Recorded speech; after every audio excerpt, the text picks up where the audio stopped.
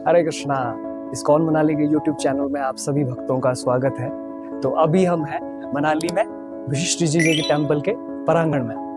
तो थोड़ा सा जानते हैं कि वशिष्ठ जी कौन है, कैसे ये यहाँ पे आए। वशिष्ठ जी के बारे में आप सभी जानते हैं कि भगवान श्री रामचंद्र जी के ये गुरु भी हैं। ये स्वयं ब्रह्मा जी के मानस पुत्र हैं और सप्तऋषियों में से एक है। कपिल मुनि है हमारे भगवान विष्णु के अवतार। उनकी बहन है माता अरुंधति। अरुंधति माता जी से इनकी शादी हुई थी और 88,000 जो ऋषि थे उनमें से ये एक थे। इन्हीं ने जो सूर्य वंश है उसमें शिक्षा प्रदान करनी शुरू की थी। तो हम ये भी जानेंगे कि यहाँ पे गर्म पानी का स्रोत है, ये कैसे प्रकट हुआ। तो एक बार विश्वामित्र मुनि जी और वशिष्ठ जी के बीच में झगड़ा होता है। आप जानते हैं जो विश्वामित्र मुनि थे वो पहले एक राजा थे। तो उस दुश्मनी के कारण उन्होंने तपस्या करने का निश्चय किया और तपस्या करके वो एक ब्रह्म ऋषि बने। और उन्होंने बाद में एक राक्षस प्रकट किया जिससे उसने सारे जितने भी के पुत्र थे 100 पुत्र, उन सभी को मार दिया था। उस जो पुत्र मोह का जो वियोग था उसको वो बर्दाश्त नहीं कर पाए और बोल चले गए हमारे ब्यास नदी आत्महत्या करने के लिए। तो जो ब्यास नदी है उसका जो पुराना नाम है उसका नाम अर्जिक्या है। कि ऋग्वेद में भी इस नदी का वर्णन आता है। सप्त सिंधुओं में से ये नदी एक है। और इस नदी में जब वो गए उन्होंने अपने आप को पूरे एक पाश से बांध रखा था। तो जैसे ही वो नदी के भीतर गए अपने आप को उसमें डुबाने के लिए, प्रवाहित करने के लिए, तो ऑटोमेटिकली उनके जो पाश थे वो निकल गए और उनके अंदर जो मानसिक जो उत्पीड़न था वो भी उनका खत्म हो गया। तो उनके अंदर से ऑटोमेटिकली एक भावना आ गई कि मुझे तपस्या करनी चाहिए। फिर वो तपस्या करने के लिए स्थान पर पहुंचे और यहाँ पे उन्होंने कठोर तप किया था। सृष्टि के प्रारंभ से ही ये यहाँ पे विराजमान है और जितने भी मनु बदलते रहे तो हर मनमंत्र में ये यहाँ पे रहे और मार्गदर्शन करते रहे। पिछले द्वापर तक ये यहाँ पे थे। भगवान श्री रामचंद्र जब 14 वर्ष का वनवास पूरा करके लंकेश जी को मार के वापिस आए थे तो उनके जो गुरु थे उन लोगों ने उन्हें आदेश दिया कि आपको अश्वमेध यज्ञ करना पड़ेगा क्योंकि आपसे ब्राह्मण हत्या हुई। तो जो हमारे विशिष्ट ऋषि हैं भगवान श्री रामचंद्र के गुरु, उन्होंने इसी स्थान पे तपस्या की थी। और ये जो आप मंदिर देख पा रहे हैं आज, यही उनकी तपोभूमि थी। और यहाँ पे जो लक्ष्मण जी हैं उन्हें भगवान ने भेजा था उनको ढूंढने के लिए। तो लक्ष्मण जी ने इसी स्थान पे उनको ढूंढा था और इसी स्थान पे जब उनको नहाने के लिए जल प्रकट किया गया तो यहीं पे उन्होंने आशीर्वाद दिया था कि जितने भी लोग यहाँ पे आएंगे और इस कुंड में स्नान करेंगे तो उनको सारे पापों से मुक्ति मिल जाएगी। आइए आपको उस कुंड के दर्शन करवाते हैं। थोड़ा सा मैं चाहता हूँ कि आप दिखाएं पूरे कुंड को। यही वो कुंड है जहाँ पे दूर दूर से श्रद्धालु आते हैं अपने पापों का शमन करने के लिए और पवित्र होने के लिए। और मैं थोड़ा सा नजदीक से आपको दिखाना चाहता हूँ कि ये जो जल आप देख पा रहे हैं बिल्कुल पवित्र जल है। यहीं पे ये जल प्रकट हुआ था। जो हमारे लक्ष्मण जी हैं उन्होंने यहीं पे तीर मारकर इस जल को प्रकट किया था, जिसके माध्यम से फिर उन्होंने यहाँ पे स्नान भी किया था।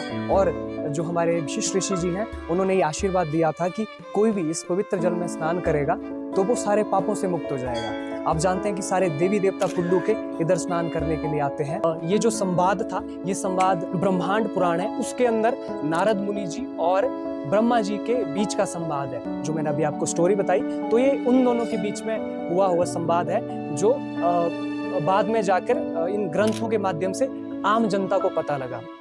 और थोड़ा सा हम अब इसकी शिक्षाओं पे चर्चा करेंगे कि हमें इस स्टोरी से क्या सीखने को मिलता है। तो देखिए, जो पुत्र हत्या का वियोग के कारण उनके अंदर जो आत्महत्या करने की इच्छा प्रकट हुई थी, उससे उन्होंने सुसाइड तक करने का सोचा, है ना। तो बोलने का मतलब ये है कि कष्ट जीवन में बहुत आते हैं, है ना, जो ये मन है हमारा, ये बहुत विचलित करता है। तो इसको खत्म करने के लिए हमें क्या करना चाहिए? हमें तपस्या करनी चाहिए। अब कलयुग में हम लोग वैसे जो ये तप था उस तरीके का, जिस तरीके का तप हमारे विशिष्ट ऋषि जी ने किया वैसा तप हम नहीं कर सकते। तो कलयुग का जो युग धर्म है वो है हरिनाम संकीर्तन। हमें हरिनाम संकीर्तन करना चाहिए, नाम जप इत्यादि करना चाहिए, कथा श्रवण करना चाहिए। और इससे ही हमारा जो पाप है या फिर जो मन का विचलन है वो हमारा इससे रुक सकता है। और साथ में भगवान श्री रामचंद्र ने भी जब धरती पे वो आए या कृष्ण अवतार में भगवान आए, उन्होंने गुरु को धारण किया, है ना, गुरु उन्होंने बनाया।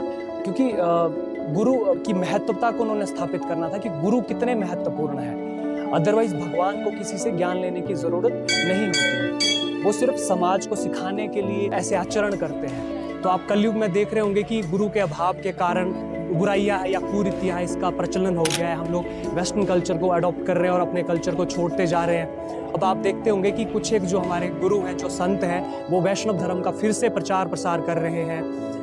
यहाँ पे भी अगर कुल्लू की हम बात करें तो जो 1600 ईस्वी में कुल्लू के अंदर जो राजा हुए, राजा जगत सिंह, उन्होंने फिर से यहाँ पे वैष्णव धर्म की स्थापना की थी।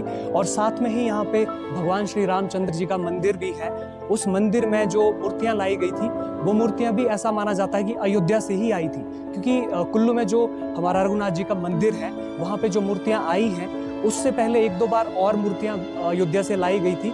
तो वो मूर्तियाँ ओरिजिनल नहीं थी, क्योंकि उस मंदिर में जो स्थापना करनी थी, वो मूर्तियाँ चाहिए थी, वही वाली मूर्तियाँ जो भगवान श्री राम ने अश्वमेध यज्ञ के लिए खुद बनवाई हुई थी त्रेता युग के टाइम पे। तो उन्हीं मूर्तियों के बदले यहाँ पे दूसरी मूर्तियाँ लाई गई थी। तो मणिकर्ण में और यहाँ पे विशिष्ट में उन मूर्तियों को स्थापित किया गया था। तो इसी तरीके से आज के वर्तमान काल में भी आप देखते होंगे कि हमारे जो गुरु हैं, जैसे कि आप प्रेमानंद महाराज जी को जानते हैं, या इस्कॉन के जितने भी हमारे संत हैं, वो लोग जो हमारा गीता भागवत है, इसका उपदेश पूरी दुनिया में फैला रहे हैं। और इस्कॉन के जो संस्थापकाचार्य हैं, जगत गुरु श्रील प्रभुपाद जी महाराज, उन्होंने पूरी दुनिया को कृष्ण भावना भावित कर दिया।